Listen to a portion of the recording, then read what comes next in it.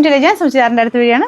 First one വരുന്നത് budget friendly ആയിട്ടുള്ള ഐറ്റമാണ്. ക്രിസ്പി ജോർജറ്റ് എന്നൊക്കെയായിരുന്നു ഈ ഒരു മെറ്റീരിയലിനെ പറയുന്നത്. പക്ഷേ ജോർജറ്റിൻ്റെ ഫീൽ അല്ല കേട്ടോ, കുറച്ച് ഡിഫറെൻ്റ് ആയിട്ടുള്ള ഒരു മെറ്റീരിയലാണ്.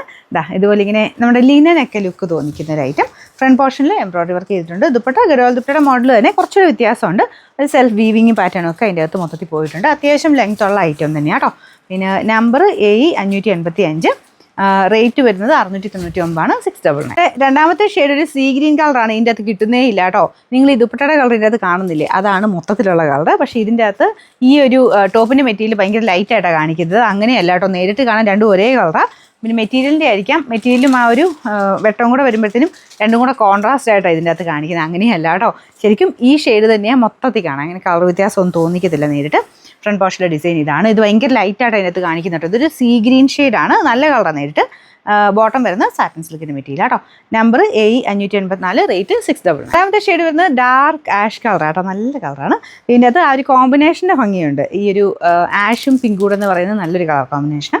ദുപ്പട്ട പ്ലെയിൻ ആയിട്ട്, പ്ലെയിൻ അല്ല, ചെറിയ ഒരു വീവിങ് പാറ്റേൺ അതിന് പോകുന്നുണ്ട്. Bottom satin സിൽക്കാണ്. നമ്പർ വരുന്നത് AE686, റേറ്റ് 699.